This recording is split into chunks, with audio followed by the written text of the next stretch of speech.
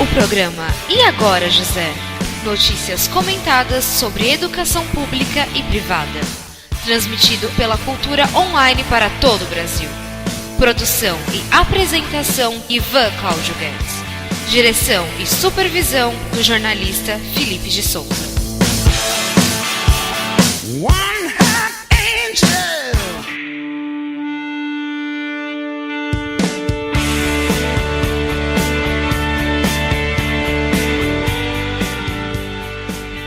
Boa tarde, ouvintes da Cultura Online Brasil. Está no ar o programa E Agora, José, um programa que discute a educação.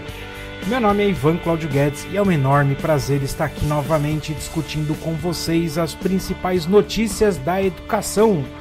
Juntamente com a Cultura Online Brasil, você acompanha aos domingos, das 18 às 19 horas, as principais notícias da educação, sempre acompanhada das nossas análises e nossas críticas.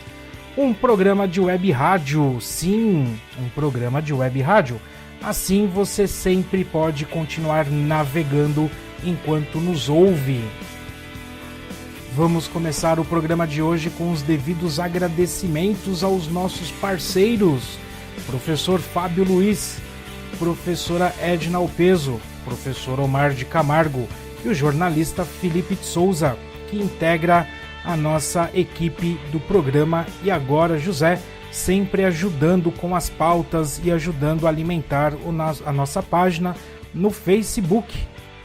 Bom, espero que este programa possa lhe trazer boas reflexões e críticas. Entre em contato com a Cultura Online Brasil através do site culturaonlinebrasil.net e culturaonlinebr.org e deixe seus comentários, suas críticas e suas sugestões. Você também pode acompanhar as notícias da educação no Facebook do programa Agora José e também pode encaminhar por lá suas notícias, suas críticas e suas sugestões. E por fim, não deixe de acessar o nosso canal no YouTube. Nós estamos com quase 1000 assinantes no nosso canal. É um grande prazer discutir a educação.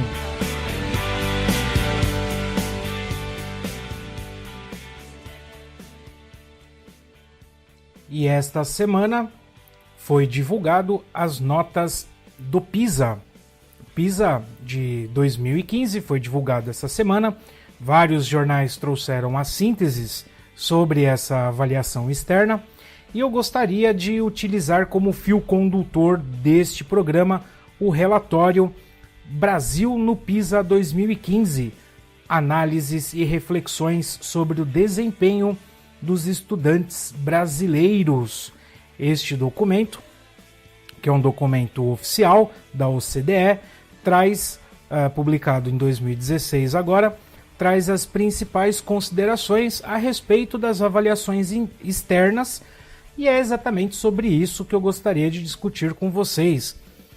Não vou fazer leitura propriamente, nem tampouco do relatório quanto das reportagens que saíram, mas eu gostaria de discutir o que é o PISA e para que ele serve. É importante dizer que o PISA ele avalia alunos de 15 anos no final da educação obrigatória e para ver se eles adquiriram em relação a conhecimentos e habilidades essenciais para a completa participação na sociedade moderna.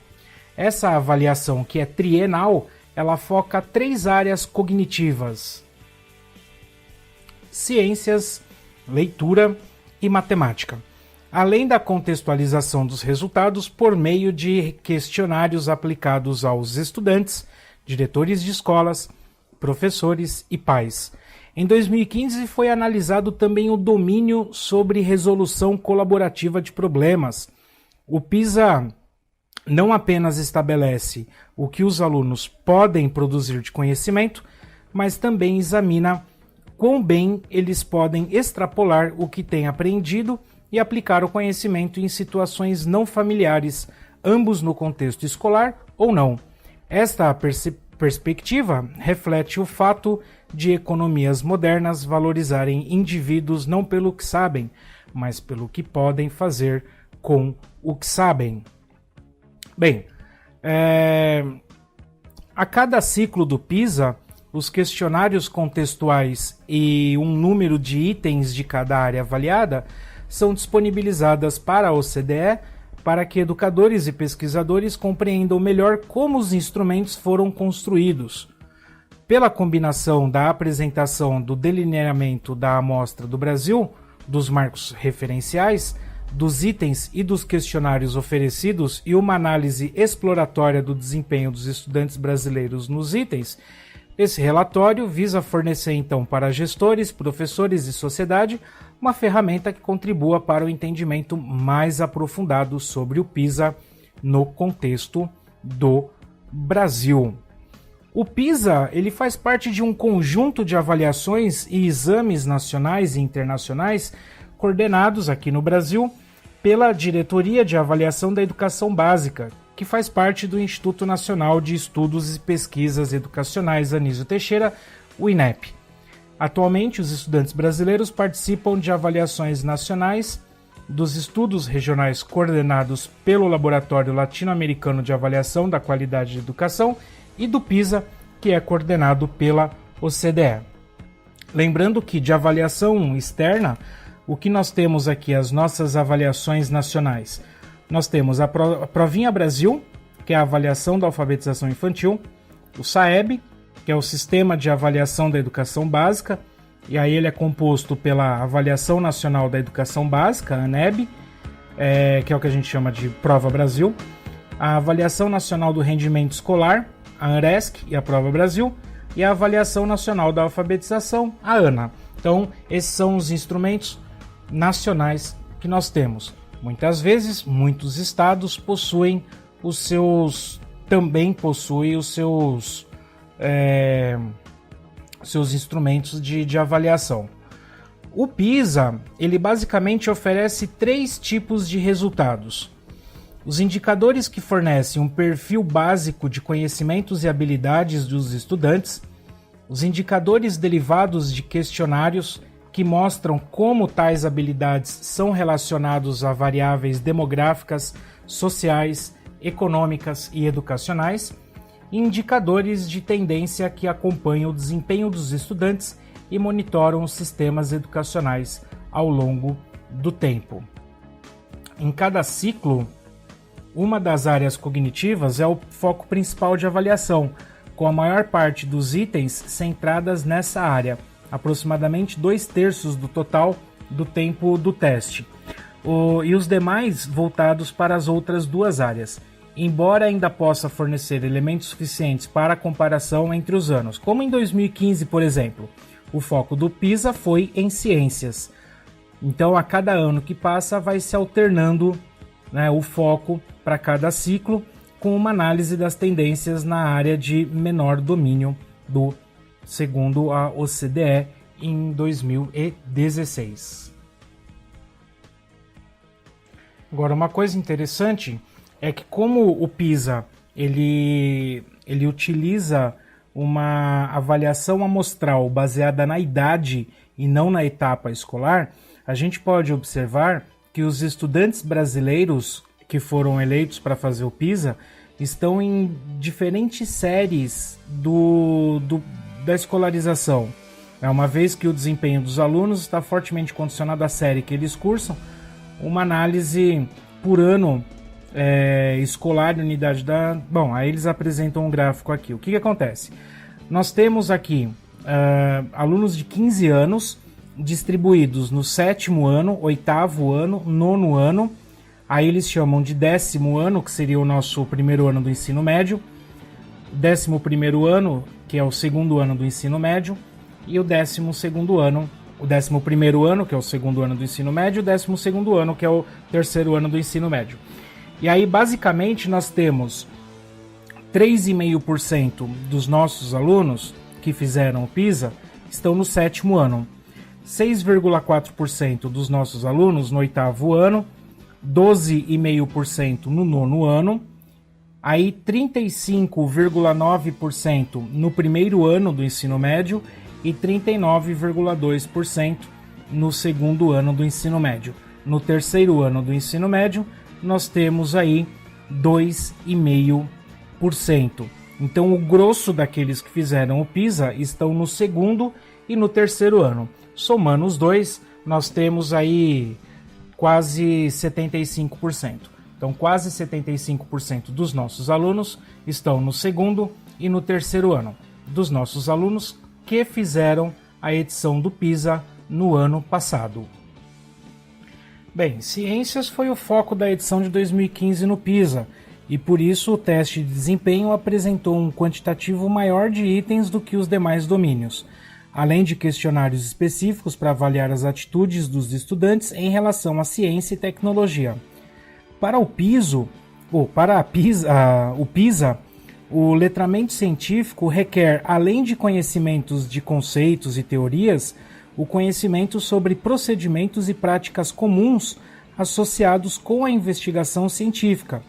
Um jovem letrado cientificamente está preparado para participar em discussões fundamentadas sobre questões relacionadas com a ciência, pois tem a capacidade de usar o conhecimento e a informação de maneira interativa. A avaliação do desempenho dos estudantes em ciências contou com 184 questões, que são 184 itens, e foi delineada para cobrir toda a matriz de referência com base em suas categorias e dimensões, que são competências, explicar fenômenos cientificamente, interpretar dados e evidências cientificamente e avaliar e planejar experimentos científicos, conhecimentos, conteúdo procedimental e epistemológico e sistemas de conhecimento de conteúdo, físicos, vivos, terra e espaço, e contextos, pessoal, local, regional e global, além de duas dimensões adicionais, formato de resposta, múltipla escolha simples e complexa, ou resposta aberta ou construída, que aí é onde eles vão escrever, com as suas respectivas demandas, isto é, o nível de dificuldade, média, baixa e alta. Para os estudantes brasileiros, metade dos itens da edição de 2015 se concentrou em valores do índice de dificuldade delta, 13,85, que é correspondente a um percentual de acerto de 41%. Né? Somente 15% desses itens foram menor ou igual a 13, ou seja, aproximadamente 3 itens a cada 20 apresentava um percentual de acerto igual ou superior a 50%. Os itens da competência interpretar dados e evidências cientificamente obtiveram o maior percentual de respostas corretas, que foi 33%. As competências explicar fenômenos cientificamente ficou em 30%, e avaliar e planejar experimentos científicos, 26%. Para os estudantes brasileiros, os itens que abordam o conhecimento epistemológico foram os mais difíceis do que os que tratavam dos outros dois tipos de conhecimento. Mesmo para os estudantes de países com melhor desempenho no teste, este valor dos itens que abordam esse tipo de conhecimento foi acima da média da escala. Por outro lado, os itens que tratam de conhecimento de conteúdo tiveram, em geral, os menores valores e, portanto, a maior média de acerto, de 32%, estão entre os estudantes brasileiros. Independente da média de desempenho geral do país, as diferenças de dificuldade em relação aos 3 sistemas de conhecimento de conteúdos, que é físicos, seres vivos, terra e espaço, foi relativamente pequenas. No Brasil, os valores para esses itens ficaram próximo de 15, com variação muito pequena no percentual de acerto, 31%, 30% e 30,6%. Os itens relacionados ao contexto pessoal foram considerados mais fáceis pelos estudantes brasileiros do que os do contexto local e global. Os índices de dificuldade foram de 14%, né, o índice deles, com 33% de acerto, enquanto os que abordaram contextos de ordem global apresentaram a nota 15,44, refletindo uma redução de cerca de 7 pontos do percentual de acerto. Essa mesma tendência também foi observada em diversos países e unidades da federação, embora as diferenças tenham apresentado grandes variações. Os estudantes brasileiros tiveram maior dificuldade nos itens de resposta aberta, isto é, aonde eles deveriam escrever ali, né, as respostas e não simplesmente assinalar, né? Essa tendência também foi observada em alguns outros países. No Brasil, a diferença entre o índice de dificuldade de resposta aberta e os índices de escolha múltipla, de escolha múltipla simples, provocou uma redução de 22% de percentual de acerto. A demanda cognitiva, que é um processo mental necessário à resolução de tarefas de um item, está fortemente associada à dificuldade do item.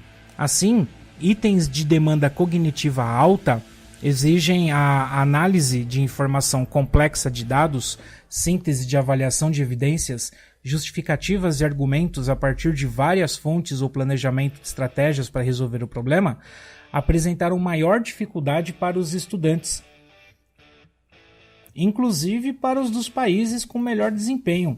Para os estudantes brasileiros, esse índice apresentou uma média de 22% de aumento, enquanto nos de demanda cognitiva baixa, os índices foram de 40% de acerto. No PISA, um item deixado em branco, que é uma resposta omitida, seguido de outro item com uma resposta válida, é considerado como erro. Em média, os estudantes brasileiros omitiram a resposta em 7% dos itens das questões, que é um percentual relativamente alto em comparação com outros países. Em alguns estados brasileiros, a média ultrapassou 10%. A comparação entre itens de características similares que tiveram alto percentual de respostas omitidas e outros que não tiveram, que é mais de 80% das respostas válidas, mostrou que, embora seja difícil traçar um padrão único, os valores relacionados à omissão são basicamente os mesmos relacionados aos altos índices de dificuldade, como, por exemplo, resposta aberta, contexto global e outros fatores determinantes do grau de demanda cognitiva exigida. No relatório foram identificados itens que se destacam como indicadores de pontos fortes e fracos no desempenho dos estudantes brasileiros em ciências, quando comparados com alguns países da OCDE e da América Latina. Eles representam pontos fortes dos estudantes brasileiros, de modo geral, os índices de competência explicar fenômenos cientificamente, de conhecimento de conteúdo, resposta do tipo múltipla escolha simples, e, por outro lado, representam pontos fracos os itens de competência interpretar dados e evidências cientificamente, de conhecimento procedimental, resposta aberta e múltipla escolha complexa. O score médio dos jovens brasileiros que participaram da avaliação de ciências foi de 401 pontos, que é um valor significativamente inferior à média dos estudantes dos países membros da OCDE, que foi de 493 pontos. Pouco mais de 40% deles atingiu pelo menos o nível 2 de cada escala, considerado pela OCDE como nível baixo, como nível básico de proficiência que possibilita a aprendizagem e a participação plena na vida social, econômica e cívica das sociedades modernas em um mundo globalizado. Os 10% de estudantes brasileiros com maior nota em ciências obtiveram o score médio de 522 pontos, valor entre os níveis 3 e 4 da escala. Uma pequena parcela, menos de 1%, atingiu os dois níveis mais elevados da escala. Nos países da OCDE, o percentual desses níveis, desses estudantes de nível alto, ultrapassou 7%. Não foram encontradas evidências empíricas que apontem diferenças estatisticamente significativas entre o desempenho dos jovens brasileiros em ciências no PISA 2015 e as 3 últimas edições da avaliação. Embora os estudantes com maior desempenho tenham apresentado um acréscimo nos resultados médios quando comparado ao PISA 2012, os de menor desempenho apresentam redução de 15 pontos no scoring. Os resultados dos estudantes brasileiros na avaliação de leitura do PISA 2015 fornecem elementos para ampla discussão sobre o desempenho de jovens de 15 anos ao lidar com textos diferentes, textos de diferentes tipos e escritos para servir a propósitos diversos em contextos variados, seja para atender a interesses pessoais ou para satisfazer razões práticas. Busca-se medir habilidades que envolvem localizar informação, interpretar, integrar ideias e refletir criticamente sobre informações de fontes diversas. As evidências produzidas no PISA 2015 indicam que os estudantes brasileiros são capazes de localizar fragmentos de informação explícita, reconhecer o assunto principal de um texto sobre assuntos conhecidos ou fazer correlações simples entre informações do texto e o seu conhecimento cotidiano. Habilidades expressas no nível 1 da escala de proficiência em leitura, no qual estão aproximadamente 44% dos alunos participantes. Com relação às características do domínio avaliado, constatou-se que os brasileiros desempenharam melhor itens com textos representativos da situação pessoal, tais como e-mails pessoais, mensagens instantâneas, blogs, biografias e textos informativos de uma maneira geral. Por outro lado, itens como contextos de situação pública, que são textos oficiais, notícias, notas públicas, foram os mais difíceis para eles. Evidenciou-se também que estão mais bem preparados para ler textos contínuos do que os combinados que envolvem a junção de parágrafos em prosa e listas, tabelas, gráficos ou diagramas. Esse fato relaciona-se à dificuldade dos estudantes com itens que avaliaram o aspecto integrar e interpretar, uma vez que ele está associado a níveis mais altos de habilidade em leitura, a partir do nível 3 da escala de proficiência do PISA.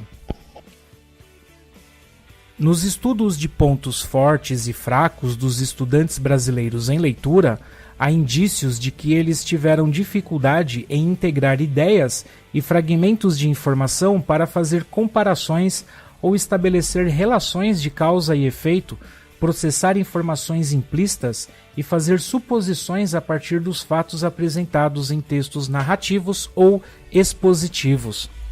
O desempenho médio dos jovens brasileiros em leitura foi 407, que foi inferior às médias dos estudantes dos países da OCDE, que ficaram com 493. Esse resultado do Brasil manteve-se estável desde a última edição do PISA, realizada em 2012. Proporcionalmente, observou-se que 10% com menor desempenho em leitura no PISA 2015 tiveram uma nota média igual a 279, enquanto os 10% de maior nota atingiram 539. Conclui-se que os dados levantados nesse relatório podem fornecer informações para a tomada de decisões necessárias para que o país alcance melhores níveis de proficiência em leitura e, consequentemente, forme leitores mais críticos e capazes de atuar na sociedade. Eu acho interessante que tanto os dados em ciências quanto os dados em matemática, no que se refere à leitura, compreensão de texto, análise crítica, análise prática, ou seja, a análise que você consegue pegar conceitos e resolver problemas, isso é uma coisa que se aplica a todas as disciplinas. E tanto em ciências quanto em língua portuguesa, você vê que não está rolando. Não estão conseguindo fazer isso. Quando se analisa os dados de ciências, é importante lembrar que ciências aqui não é só biologia, física e química. Em ciências também se integra história, geografia, em língua portuguesa se integra a arte, enfim, é a questão das áreas. Então é importante lembrar que todas as disciplinas elas contribuem com o desenvolvimento do aluno. E aqui, é claro, as avaliações externas elas têm como objetivo avaliar o sistema e não especificamente o aluno, Por isso que não tem o porquê, né, de você querer avaliar o aluno. Neste caso, é apenas a avaliação do sistema. E a quem interessa esse tipo de avaliação? Esse tipo de avaliação, claro, interessa aos próprios sistemas, aos próprios governos. Governos esses que deveriam fazer uso desses dados para estabelecer políticas públicas de melhoria no processo de ensino-aprendizagem e não simplesmente políticas do tipo que se compra professores a partir de bônus, que já está mais do que provado de que não tem essa relação entre bônus e melhoria da qualidade de ensino, que isso é uma tremenda bobagem que nós importamos de Nova York. Lembrando que em Nova York já não existe mais essa política de bonificação, mas aqui no Brasil ainda é um mito, ainda é um tabu, coisa que é muito pouca discutida se não dá a devida atenção. Enquanto isso, a gente continua criando paranoias pedagógicas a partir de indicadores de qualidade, sem que se realmente mexa no problema para que nós tenhamos a qualidade. E qual é este problema? É o salário do professor, é a formação inicial e a formação continuada desse professor, é a quantidade de alunos em sala de aula, é a qualidade do material escolar que é ofertado, né? É a qualidade da estrutura física da escola, são as políticas públicas de aprovação automática, enfim. A gente sabe, todo mundo sabe o que deve ser feito para melhorar a qualidade do país, a qualidade da educação no país. A única pessoa que parece que não sabe é o ministro da Educação. Sai ministro, sai governo, entra governo e continua a mesma porcaria. Sobre a avaliação de matemática, embora a matemática tenha sido um domínio secundário na edição do PISA 2015, pode-se tirar algumas conclusões a partir dos resultados que foram apresentados.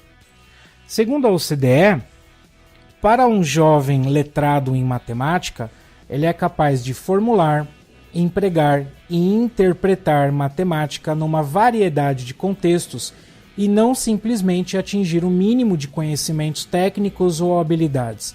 No PISA 2015, foram poucos os estudantes brasileiros que demonstraram atingir esse patamar.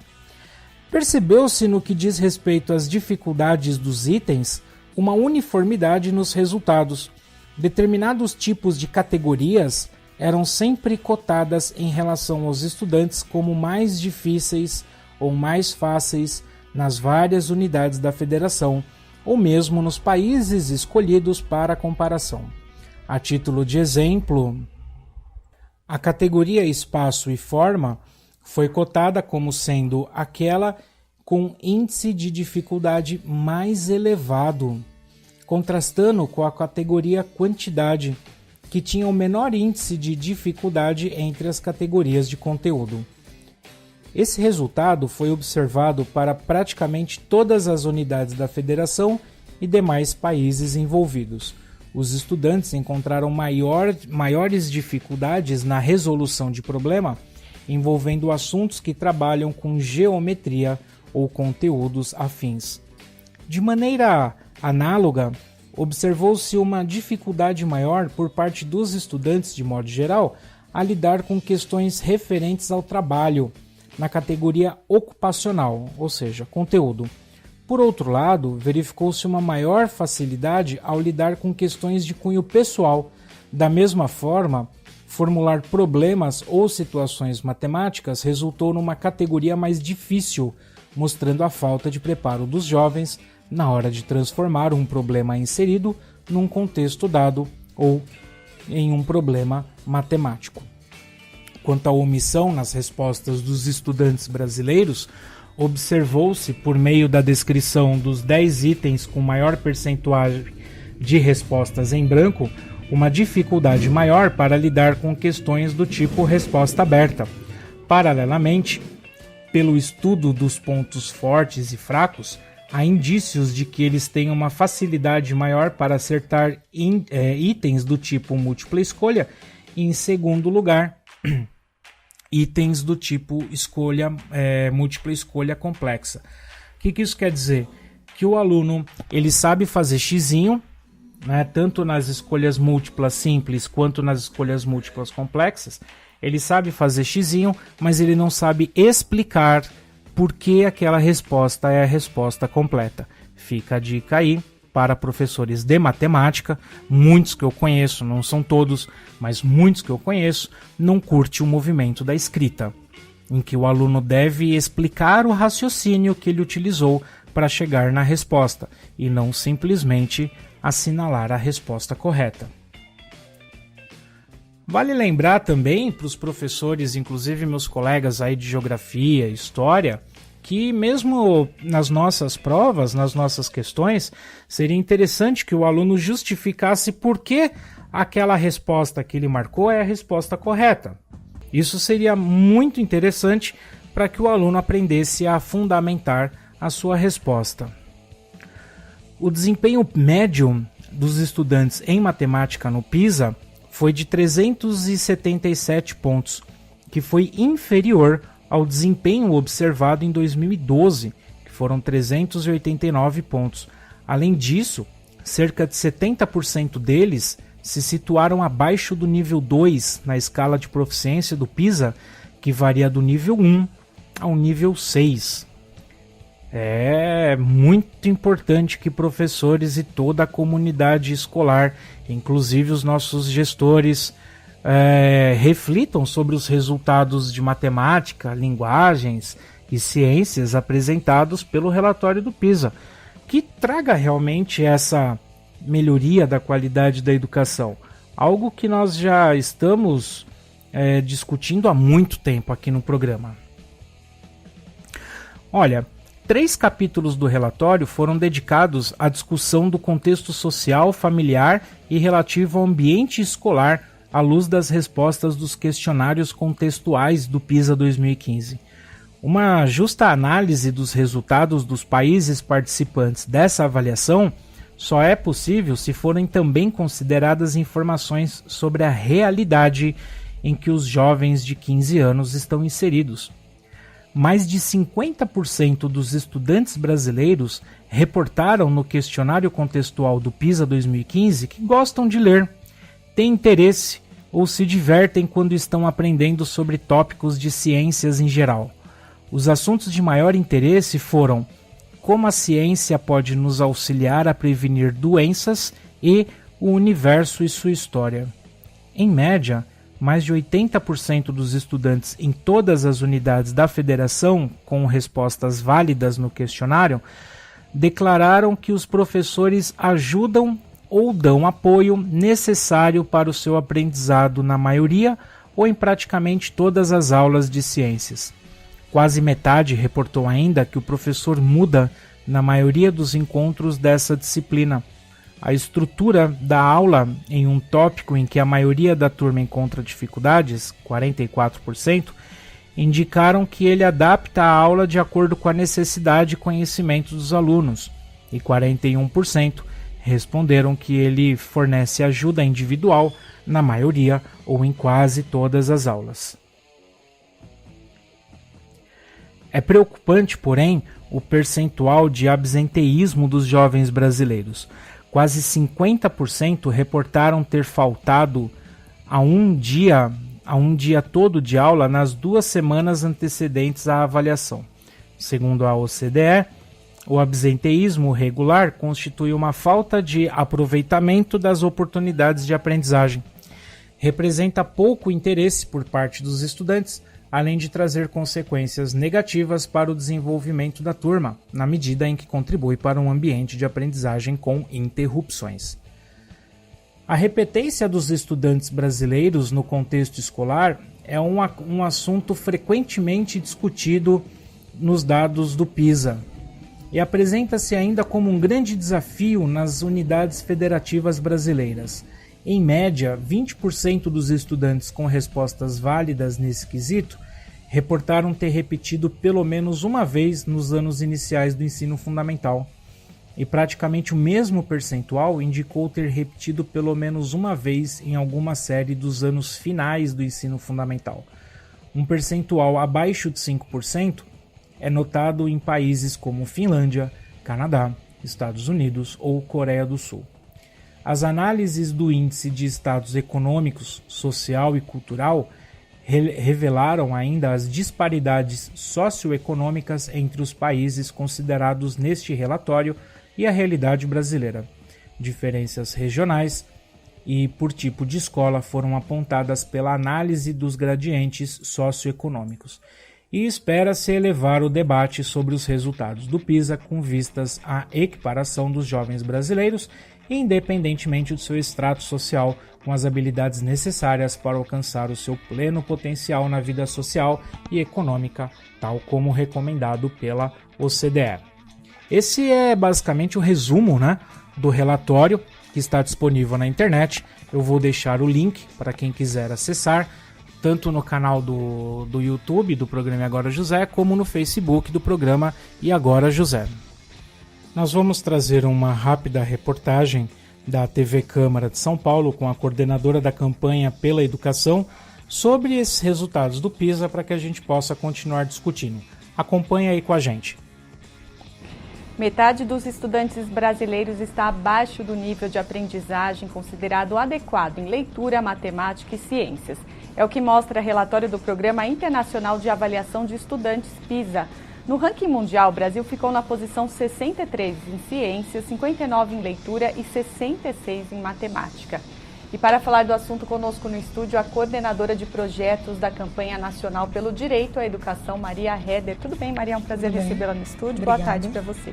Quais são os principais resultados dessa pesquisa? Então, o triste é que não é uma novidade, que o desempenho, tanto nas 3 áreas, caiu. Isso é o reflexo da falta de investimento na educação pública. E é uma ineficiência do investimento que a gente tem hoje que reflete nesse resultado de desempenho. Então é muito importante quando a gente olha, os alunos que não conseguem fazer as suas associações com a vida prática e conhecimentos básicos, isso é fruto da necessidade de mais investimentos na educação. E quando a gente fala de investimento, infraestrutura básica, profissionais valorizados na escola, para que de fato o processo de ensino-aprendizagem possa ser pleno, porque por um lado nós temos os alunos para aprender e construir o conhecimento, mas eu preciso ter um professor, um profissional valorizado e uma infraestrutura básica, isso um patamar mínimo, para a gente chegar próximo, numa linha do tempo, dos países mais desenvolvidos, que a questão-chave é a infraestrutura mesmo. Esse relatório, ele mostra estudantes de escolas públicas e privadas? Sim. E aí essa diferença é em ambas? Você tem, no Brasil é triste que o problema da qualidade ele também está na rede privada e a gente tem que lembrar que o exame ele analisa várias escolas, então a gente pode ter as melhores escolas que têm diferenciais, mas o número das escolas privadas de baixo custo, que não tem tanto investimento, também puxa essa nota. Então a gente tem que olhar para a educação, esse olhar de investimento para a pública, que é a prioridade, o que o PISA traz como uma grande mensagem, mas também temos desafios na rede privada no Brasil. Quais são os principais desafios? Olha, os desafios hoje, porque você pode refletir, mas qual que é a diferença da Coreia do Sul e da Finlândia? É um investimento que garanta que as escolas tenham aquela infraestrutura mínima, laboratórios de ciências, bibliotecas ou até mesmo banheiros em funcionamento, infraestrutura, ponto 1, porque a Coreia e a Finlândia eles investem 3 a 4 vezes mais que o Brasil nesse custo por aluno e no investimento da educação. E também o profissional, que é a carreira atraente, ter um salário que motive o professor a investir nessa carreira e também uma valorização desse profissional e formação dos professores. E um ponto-chave é ouvir os estudantes nas questões curriculares, que hoje a gente vive um desafio que o Brasil tem mais de 1.000 escolas ocupadas com os estudantes que querem ter voz e participar desse processo da educação. E a gente tem o educador Paulo Freire, que é citado quando nós da campanha, que é a Campanha Nacional pelo Direito à Educação, que é uma rede que a gente viaja muito internacionalmente para fazer um intercâmbio, contar da experiência brasileira, nós temos as práticas de Paulo Freire aqui. Então, é preciso olhar, ouvir esses estudantes, os profissionais de educação, para pensar esse currículo. Então, os 3 fatores-chave são infraestrutura, valorização do profissional e mais participação e diálogo.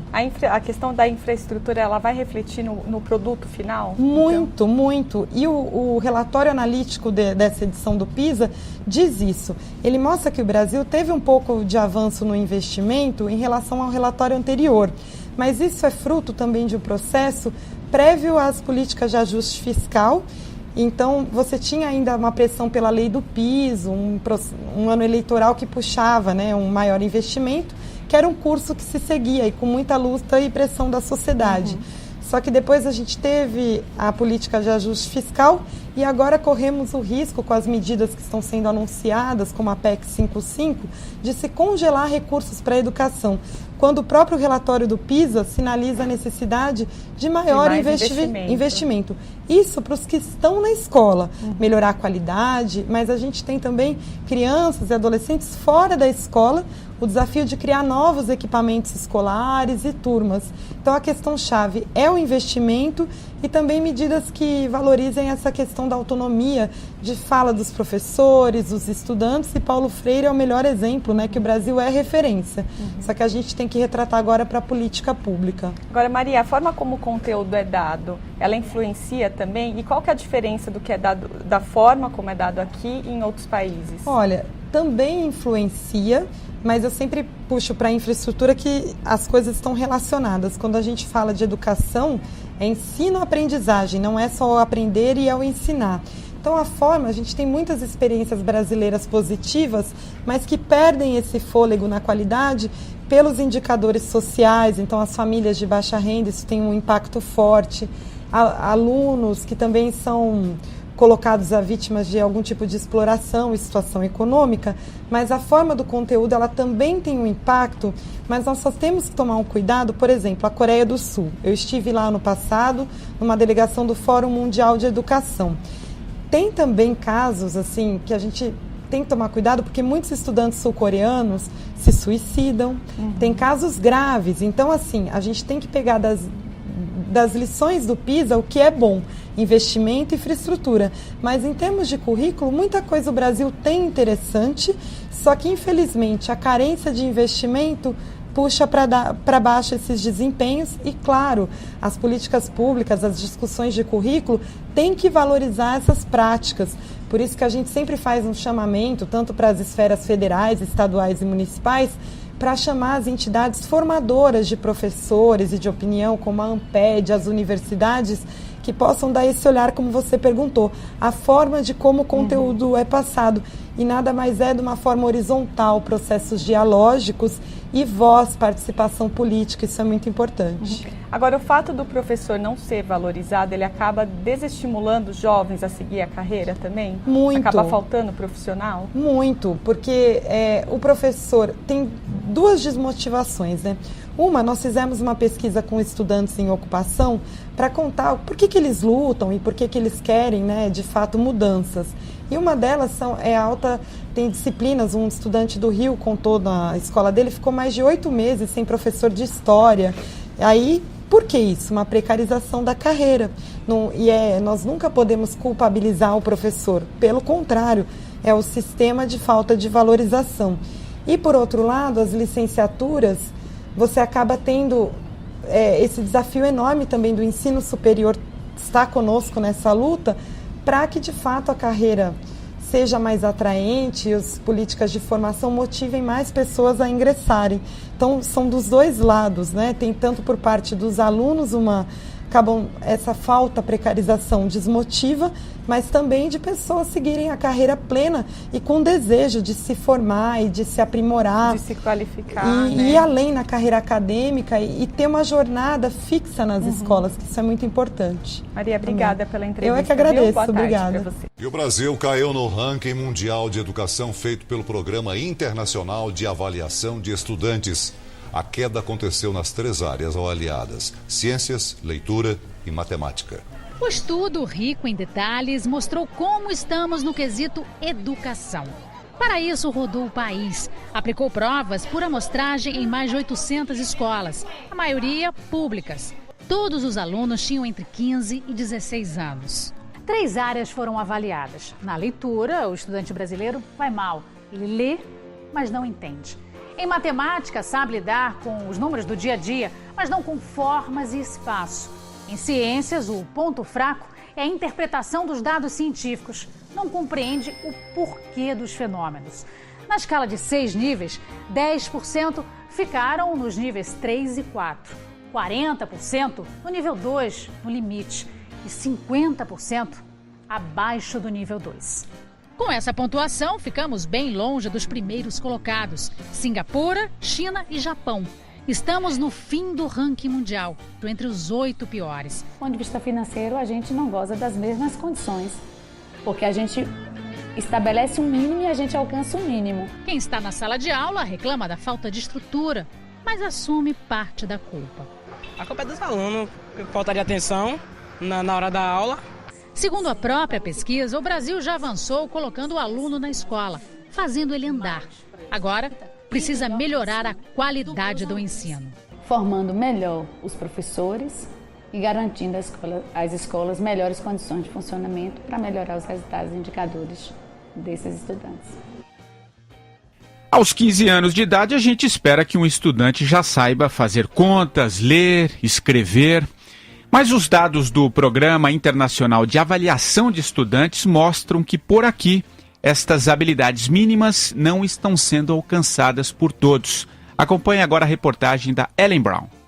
Entre os 70 países avaliados pela Organização para a Cooperação e o Desenvolvimento Econômico, a OCDE, nossos alunos ocupam a posição de número 59, quando o assunto é a leitura. Em ciências, ficamos na posição de número 63. E em matemática, nosso pior resultado, a posição de número 65. A prova, coordenada pela OCDE, é feita a cada 3 anos e serve como um perfil básico dos conhecimentos e habilidades dos estudantes. As notas do PISA, sigla pela qual o exame é conhecido, caíram nas 3 áreas de conhecimento. Mas, como a leitura foi a menos pior dentre elas, nós resolvemos fazer um teste rápido aqui na Avenida Paulista para entendermos o que estes resultados traduzem na nossa vida prática.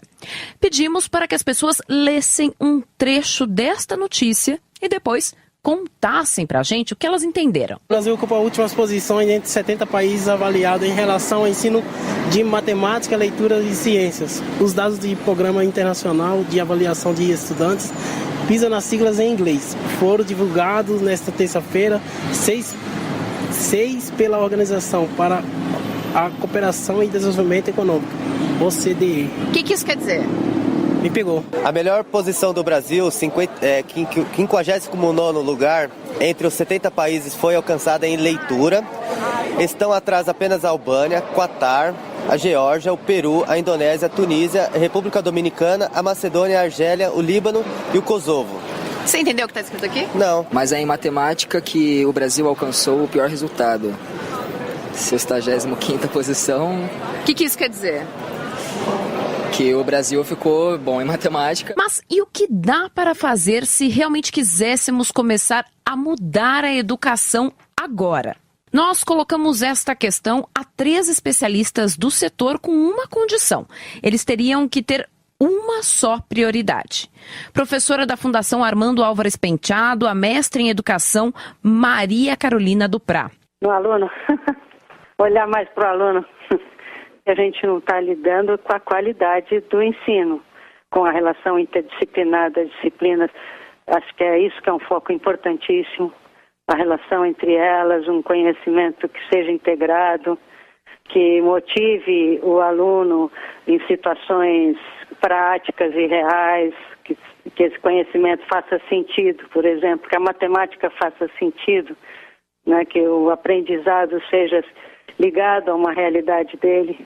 Diretor de Articulação e Inovação do Instituto Ayrton Senna, o educador Mozar Neves Ramos. O Brasil precisa, de alguma maneira, saber como atrair os seus jovens para a carreira do magistério.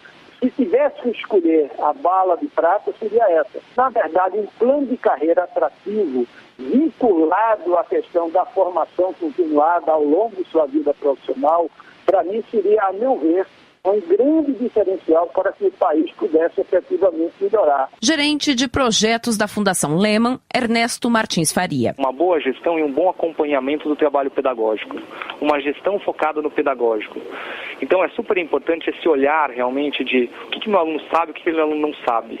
E todo esse diagnóstico orientar as práticas pedagógicas. Se a gente vê os bons exemplos, então, Sobral no Ceará, Novo Horizonte aqui em São Paulo, vários municípios em Minas, acho que tem um trabalho muito forte de fazer um bom diagnóstico e sempre com foco na aprendizagem do aluno. Sem malabarismos, sem grandes ou caras transformações. Os 3 especialistas concordam que a mudança passa primeiro por um processo de curto prazo, que é este de analisar a realidade da sala de aula e, com base nesta realidade, fazer o plano de ensino.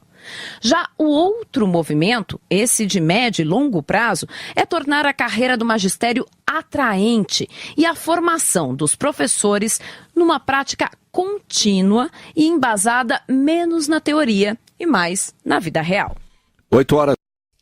Bem, eu, na minha ingenuidade, na minha ignorância, eu acho que já está mais do que posto aí através dessas reportagens, através de tudo que eu falei no decorrer desse programa, aquilo que a gente já vem batendo, né? Que é a questão do reflexo da falta de investimento na educação. O que é o investimento? Investimento não é aumentar os recursos. Isso nós já discutimos por aqui. Investimento é você melhorar a qualidade daquele dinheiro que já é empregado. É você combater a corrupção na educação. É você evitar o desvio de verba, o superfaturamento, as licitações fraudulentas. É você fazer com que esse dinheiro realmente chegue na escola em benefício do aluno. Em relação aos dados das escolas públicas e privadas, muitas escolas privadas também são ruins. Claro que nós temos escolas de excelência, assim como nós também temos escolas públicas de excelência. Mas na rede privada nós também temos colégios que têm poucos investimentos, que têm uma infraestrutura muito ruim, que têm professores mal pagos, que têm professores explorados, que têm professores com deficiência na sua formação. Nós também temos isso na educação privada. Quando você compara ali os dados da Coreia do Sul com a Finlândia, por exemplo, a gente precisa também levar em consideração que a Coreia do Sul é o extremo, é o 80. Quantos estudantes na Coreia do Sul se matam literalmente, cometem o suicídio?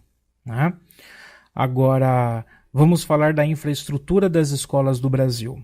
Há 2 meses eu publiquei o artigo na Gazeta Vale Paraibana questionando a reforma do ensino médio do ponto de vista da falta de infraestrutura nas escolas. As escolas não têm estacionamento, você é obrigado a deixar, o professor é obrigado a deixar o seu carro na rua. O professor tem o carro furtado, riscado, amassado na porta da escola. A gente está discutindo a estrutura da educação. Né? Então fica complicado isso. Todo esse estresse que é gerado na escola. E a precarização do trabalho do professor. A falta de reconhecimento do trabalho do professor. Reconhecimento em salário, reconhecimento social. Você tem um sistema de contratação de professores que é muito ruim. Por quê? Porque você tem um salário ruim. Então você não consegue pegar aqueles que possuem as melhores notas, aqueles que se destacam mais. Você não consegue atrair para a faculdade de licenciatura aqueles bons alunos do ensino médio. E aí você acaba levando para a licenciatura aqueles alunos que têm uma séria dificuldade, uma grande defasagem e que vão se formar professores. Nós discutimos isso também na semana passada. Nós não temos um plano de carreira decente. São poucos os sistemas de ensino que possuem um plano de carreira decente. Então vai juntando tudo isso. A situação socioeconômica do aluno. Nós temos alunos que vão para a escola por causa da merenda. Nós temos alunos que não têm condições de comprar caderno, que apanha em casa antes de sair para ir para a escola e quando volta da escola. Então o buraco é muito mais embaixo. Essa nota, esse indicador, seja do PISA, seja da Prova Brasil, ele só vem reforçar aquilo que nós já sabemos. O que nós sabemos é que a situação está muito ruim há muito tempo e poucas pessoas ou quase ninguém realmente se debruça sobre os reais problemas da educação. E aí é claro que é muito mais fácil você jogar essa responsabilidade, jogar essa culpa nas costas dos professores. Bem, eu vou ficando por aqui. Às 20 horas vem aí Felipe de Souza com Noites de Domingo. Não se esqueça de acompanhar toda a programação da Cultura Online Brasil através do site culturaonlinebr.org e culturaonlinebrasil.net. Desejo a todos uma excelente semana e até o próximo programa. E agora, José? Se você não quer perder nenhuma notícia da educação, nenhum programa E Agora José, você se inscreve no nosso canal, clica na catraca, enviar para mim todas as notificações desse canal e dá o OK. Se você já foi inscrito, clica na catraca e apenas clique em enviar para mim todas as notificações desse canal e clique em salvar. Agora, se você quer constantemente ser atualizado com as principais notícias da educação, acesse facebook.com/prog.eagorajosé e visite a nossa página em que constantemente você será atualizado com as principais notícias da educação. Para isso, você curta a nossa página, clique aqui em curtir e no seu feed de notícias, clique aqui em ver primeiro. Pronto. Assim, as principais notícias da educação vão aparecer na sua linha do tempo e você vai ser sempre atualizado com os vídeos do programa E Agora José. Um forte abraço e vamos juntos discutir a educação.